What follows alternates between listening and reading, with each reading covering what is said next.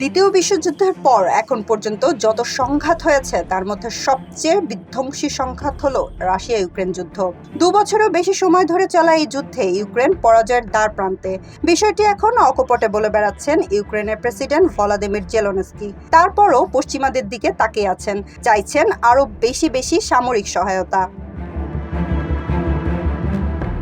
এরপরই আবারও দৃশ্যপটে হাজির ন্যাটো সদস্য ও ইউরোপের অন্যতম সামরিক শক্তির দেশ ফ্রান্স। কোনো সহায়তা নয়, রুশদের সঙ্গে লড়তে চাইছেন ফরাসি সেনারা, তাও আবার নিজেদের নয়, ইউক্রেনের মাটিতে।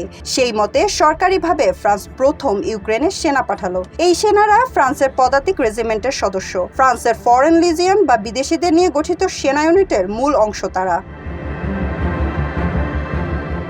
এমন পদক্ষেপের আগে ফ্রান্সের প্রেসিডেন্ট ইমানুয়েল ম্যাক্রো একবারও ভাবেননি যে তিনি ভীমরুলের চাকে ঢিল ছুঁড়েছেন। ভুলে গিয়েছেন দোর্দণ্ড প্রতাপশালী রুশ নেতা ভ্লাদিমির পুতিনের কথা। কিছুদিন আগেই জব্দ করা ন্যাটোর সমরাস্ত্রের প্রদর্শনী করেছেন মস্কো।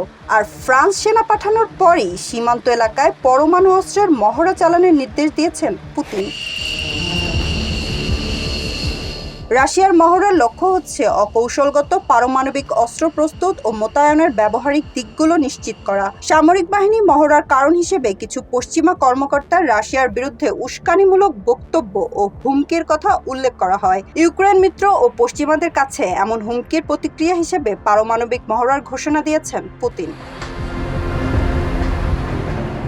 মস্কোর কাছে দূরপাল্লার আন্তঃমহাদেশীয় ব্যালিস্টিক ক্ষেপণাস্ত্র থেকে শুরু করে ছোট পাল্লার কৌশলগত পরমাণু অস্ত্র রয়েছে। ইউক্রেনের সঙ্গে সংঘাতের মধ্যে পুতিন সহ রাশিয়ার ঊর্ধ্বতন কর্মকর্তারা বলেছেন, দেশের অস্তিত্ব বিপন্ন হলে দেশটি পরমাণু মতবাদ এসব অস্ত্র ব্যবহারের অনুমতি দেয়। পুতিনের এমন পদক্ষেপের পর নড়েচড়ে বসেছে ফ্রান্স সহ ন্যাটোর দেশগুলো।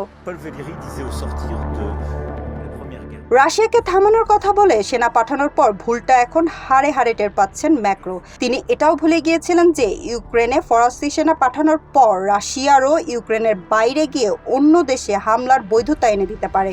এমনটি হলে তা কি মেনে নেবে ন্যাটো? কারণ এই সামরিক জোট রাশিয়ার বিরুদ্ধে সরাসরি যুদ্ধ এড়িয়ে যাবার নীতিতেই রয়েছে। বর্তমানে যে পরিস্থিতি তাতে ঘটনা যে কোনো সময় যে কোনো দিকে মোড় নিতে পারে। কিন্তু ইউক্রেনে ফ্রান্স সেনা পাঠাক সেটা রাশিয়া খুব বেশি দিন সহ্য করবে না বলে মনে করছেন বিশ্লেষকরা। তবে ফ্রান্স যদি রাশিয়ার সাথে লড়তে আসে তবে ছেড়ে কথা বলবেন না পুতিন। এটা বুঝতে পেরে ইউক্রেনে সেনা পাঠানোর খবরের সত্যতা নাকচ করে দিয়েছে ফ্রান্সের পররাষ্ট্র মন্ত্রণালয়।